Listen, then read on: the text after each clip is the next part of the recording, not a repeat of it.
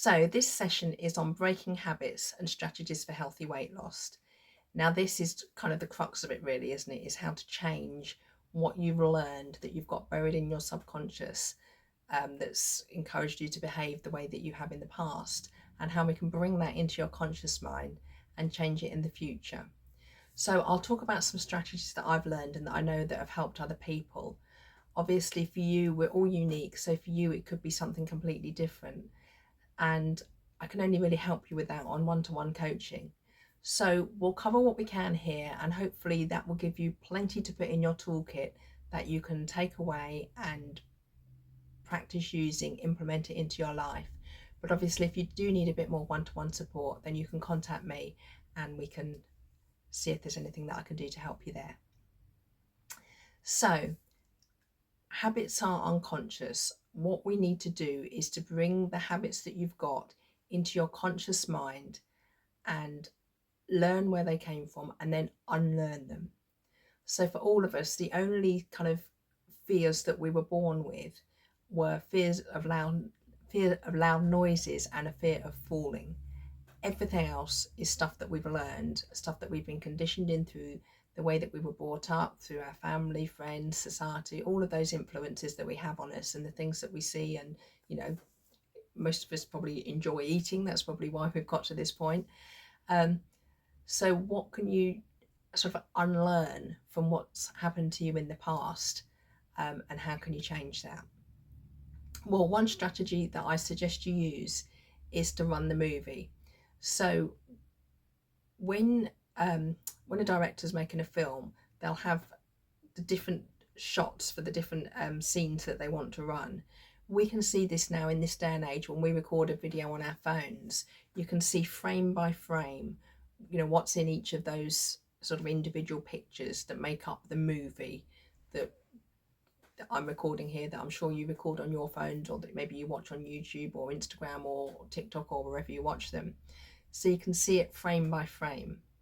Now, what I'd like you to do is to keep that kind of image of the frames in mind and imagine a scenario where you're thinking about overeating something or you're thinking about binging. And this is probably something you've done in the past. So the pictures you've got now are, you know, everything's good and you think you're carrying on as you want to, as normal. And then there's the frame where the eating happens, and then there's the frames afterwards. So what I would like you to do is to think about how you're going to feel in those frames afterwards and bring them to position them before eating in your model, in your video that you're playing in your mind. So let me give you an example of that. So maybe we'll stick with the chocolate bar. We've talked about chocolate bars quite a lot. Maybe I decided that I hadn't planned to eat a chocolate bar. I don't particularly want to eat a chocolate bar, but for some other reason, something happened. I think I'm going to have it. And actually, on that, sometimes it's somebody else telling me that I can't have it. It's like, you shouldn't be eating that. And it's like, I'll eat what I want, and I'm going to eat it just to show you. That's not really very helpful to us, is it? I mean, who really cares what this person thinks? If they want to try and wind us up, you know, that's fine, and that's their problem, not ours. So, but anyway, for whatever reason, you know, I'm going along, and the frame by frame in my video is running really smoothly, and then I hit this point where I eat the chocolate bar. Now, I don't know about you, but I've had many occasions where I've started eating something, and even while I'm still eating it, I'm thinking, why am I doing this? I don't want to do this. And the regret kicks in. Now, it might be I actually get to the end of eating the chocolate bar and then the regret kicks in. But certainly for me, it kicks in really quickly. You know, there might be the enjoyment of eating the food and the taste. Oh, this is nice.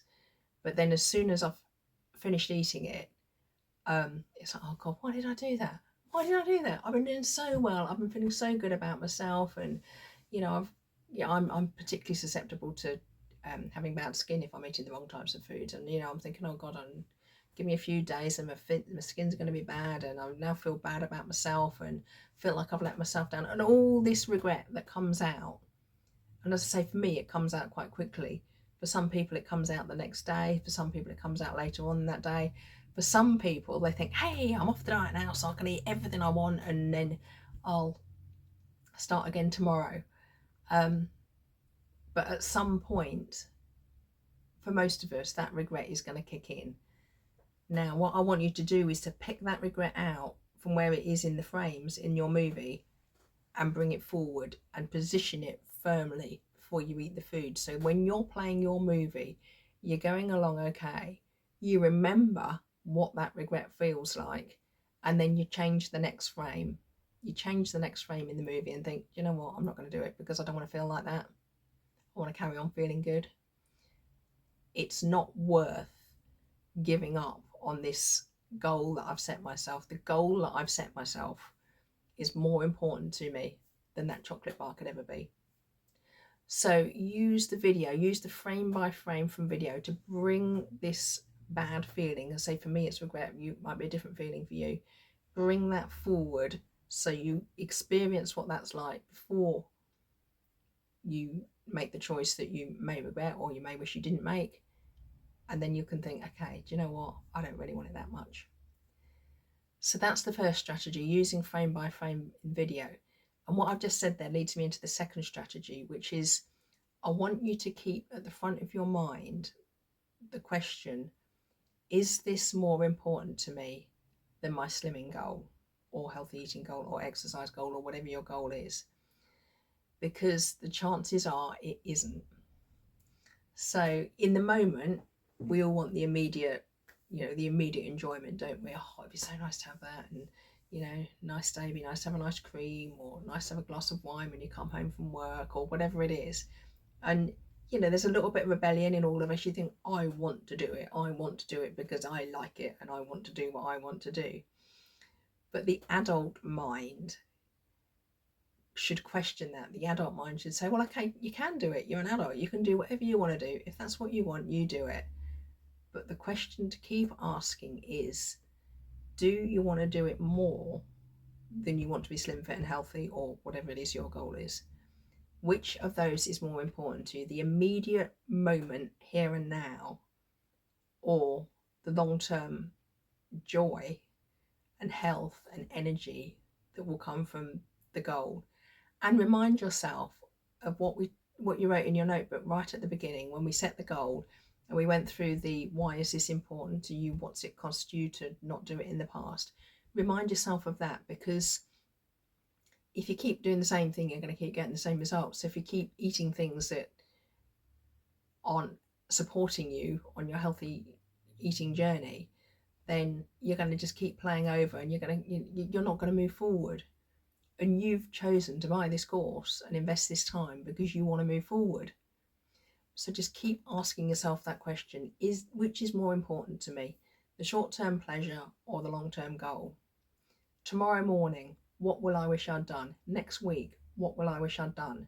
Keep asking yourself those questions. Pause the video, write them down now so that you remember them, because I think that's quite a key thing that can help you. Okay? So the next strategy I've got written down, I've already touched on this earlier in the course, but I'll mention it again here because we're putting all the information together on strategies and habit changing. The 10-minute delay. So if you feel tempted to eat something that you weren't planning to eat or drink, give yourself permission. Say, okay, I have permission. I give myself full consent to have this, because then that gets rid of the whole rebellion, the whole rebellious child inside you that's like, I want it. But in 10 minutes time, and then you've got 10 minutes to think it through, to ask yourself those questions that I've just said about which is more important, and to make an informed choice. And if after making an informed choice you think, do you know what, I am going to eat it. So you may think, if someone's just offered you a donut, maybe you might think, okay, I do want to do this. I do want to enjoy joining this social activity of having a donut or having a drink or whatever it is. So you've got 10 minutes to think through how you're going to incorporate that. Now, it might be that you had planned to have a treat later on that night, and you switch that around, or it might be that you figure out some other way of making it work. That's up to you, but you've got 10 minutes to make that decision and to ask yourself the questions that we've just been talking about around which is more important. Is this more important? Is my overall goal more important? You've got 10 minutes to ask yourself all of that. Now, if after 10 minutes you still want it, you've thought it through, you've thought through the consequences, you've planned how to include it, then you can go ahead, and that's fine because it's an informed choice. For me personally, I quite often find that after 10 minutes, I'm like, do you know what? I don't really want it that much. I wanted to know that I could have it, and I've given myself permission to have it, but I don't want it enough to give up feeling good about myself. So just take that 10-minute pause. Again, you might want to just make a note of that now before we move on. Something which I do think helps a lot of people is to keep a mood food diary. So no, I'm not a big fan of a food diary. I find it a little bit tedious. Some people find it really useful. So again, we're all different. What works for you? Some people like to write down everything that they eat. If you're going to do that, I would encourage you to also write down how you feel while you're eating it. So, you'll then start to see things like, I tend to wake up hungry in the morning, and that's a deliberate thing for me. I try not to eat for 12 hours overnight in order to give my digestive system a rest. I'm not saying you should do that. That's something that works for me. And it does mean I tend to wake up hungry in the morning. So, I might write, okay, I had muesli for breakfast and I felt hungry when I ate it, but I felt full after I'd finished it. In terms of mood, my mood was fine. Quite even. I was just hungry. Just a little sidestep, actually. I've noticed that I'm a lot less emotional and my moods are a lot more balanced since I've made sure my body's getting the right nutrition. So that's something, just as a side issue, we can talk about it more in another course, but that's something that you might want to get some help with if you feel that your moods are all over the place or your emotions are all over the place. There's probably something in your nutrition that's not quite right. So yeah, just a little aside there. But on a day-to-day basis, we all have emotions, we all have moods sort of a little bit fluctuating, energy levels fluctuating. So by writing down what you eat and how you feel before and after you eat it, you can start to spot patterns. So again, this is all information that's going to help you. This is all knowledge that, when you're looking at your toolkit, you can think, okay, I know that if I go for longer than 4 hours without eating, my blood sugar drops, my energy drops. So I need to make sure that I have a little snack before that. You can plan those things. If you notice that when somebody really upsets you at work or something really stressful at work, that if that makes you eat, then okay, you're spotting where your triggers are. Once you know what they are, you can do something about them. So okay, if you choose to give a food diary, absolutely your choice. But if you're going to do it, I would strongly recommend that you put in the mood bit as well. So what mood, what's the relationship between your moods and your food, and then use that information to look for trends. Whenever you overeat, or if you find that you're doing a lot of unconscious eating, a lot of mindless eating, find the underlying issue and deal with it. So we said right at the beginning that willpower on its own doesn't work. It's something in your toolkit. If you've got an underlying need, emotional issue, problem, what have you, and overeating is a symptom of it, you're never going to treat the symptom until you've dealt with the underlying cause. So really get to know yourself. This is where the mood food diary can help you. This is where trying different things can help you, and doing the wheel of life. Because if there's something, if you've maybe got a real cause of unhappiness somewhere, deal with that. You deserve to be happy. You deserve to be enjoying your life. Figure out what you need to do to solve that, and then hopefully the symptoms will get easier to deal with. And that leads me into saying, love yourself right now. We've done some work earlier on in the course about how to look good and feel good and boost your self-esteem and boost your confidence and have more fun and all of that kind of stuff. I'd encourage you to be your own best friend. I hear so many ladies berating themselves for something which, you know, in the overall scheme of things, okay, if they want to be healthy and they're acting in a way that isn't encouraging that, I understand that they're not very happy with their own behaviour. But I just say to them, would you speak to your best friend like that? And then, of course I wouldn't. It's like, well, why do we speak to ourselves so harshly? So, you know, be happy now. Life's too short. And when you find yourself facing a challenge, just step out your own shoes for a minute and think, okay, if my best friend was stood in these shoes, what would I say to her? What advice would I give her? And then do that yourself. Do that for yourself. So be kind to yourself, you know, really, really love yourself and look after yourself. And, you know, I want the best for you. I really hope you want the best for yourself. And that's why I'm encouraging you to, you know, to deal with any issues and to eat healthy, get the right nutrition for your body, look after yourself, and just treat yourself like you treat your best friend. Okay, self-talk. Excuse me, self-talk. This is a really interesting one. There was a book called Feel the Fear and Do It Anyway by Susan Jeffers, Dr. Susan Jeffers, and she used to describe like a little chatterbox on your shoulder, to have the voice that we all have constantly playing in our heads all the time. And because it's constantly there and it's constantly chattering away to us, we're kind of used to it, and we don't, you know, we believe what it says. So bearing in mind, we know a lot of this information is coming from beliefs that we learned in the past that are now buried in our subconscious. It isn't necessarily helping us now. So what I would encourage you to do is to listen to your self-talk and maybe chat back. So if your self-talk is loving and supportive, fantastic, that's what we're aiming for.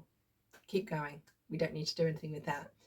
But if your self-talk is coming up with things like, oh, you're useless, you know, you always give up, you know, and all of this kind of stuff, and oh, you might as well eat it anyway because you know you're going to give up sooner or later, and you know, what's the point of exercising, you know, people like you don't go to gyms, you know, all of this rubbish that we tell ourselves, you know, it is rubbish. Recognize it's rubbish. Back to the self, what would you say to your best friend thing? Just because you're saying it in your mind rather than out loud, it's just as damaging, if not more so.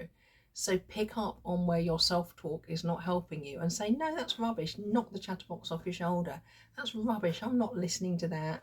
You know, I'm strong. I'm positive. I can do this. I'm committed to this. I want the best for myself. So I am going to do the right things to look after myself, be healthy, and be fit and strong. That's what I want for myself. So really pay attention to that self-talk. And if it's not helping you, and again, this is not just a slimming journey lesson, this is something that will really help you in other areas of your life as well, where there's just a negative chit chat going on. Just don't want to listen to that.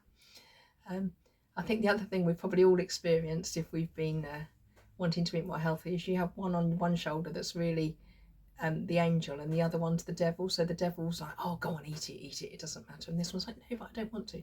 You know, again, just bat off the one that you don't want and listen to yourself being supportive. It's going to take practice. You're training your mind in the same way that you would train your body by doing exercise, and you expect the muscles to build up over time when you exercise. So again, practice this. The more you practice it, the stronger it will get, and sooner or later you'll find that your chatterbox is actually encouraging and positive. We did a visualization exercise earlier on in the course, and you know, just keep doing that. So keep visualizing what it is you want and making it real. I've talked about, you know, starting now, and this is the new you. This is Project New You, isn't it? If you want to make some changes to yourself and your health, Project New You. So step into those shoes straight away, and then act with confidence and self-esteem. Visualize yourself and your life how you want it to be, and then just do it. Nobody can tell the difference with something like confidence. Nobody can tell the difference between whether it's real or whether you're just like, you know, giving yourself a bit of a talk and just kind of feel the fear and do it anyway. And quite honestly, everybody else is probably so absorbed in their own issues, they're probably not going to notice anyway. But just do the best for you. step into the new you shoes, walk forward in the new you shoes, and project yourself that way to the world. Just keep visualizing, keep your goal in mind, keep your reason why in mind, and put yourself first and just go for it. This is important to you. Your health is the most important thing. So just keep going as the new you. I know you can do it. Okay, so that's the end of this session. I'll see you in the next session when we're going to talk about the benefits of exercise.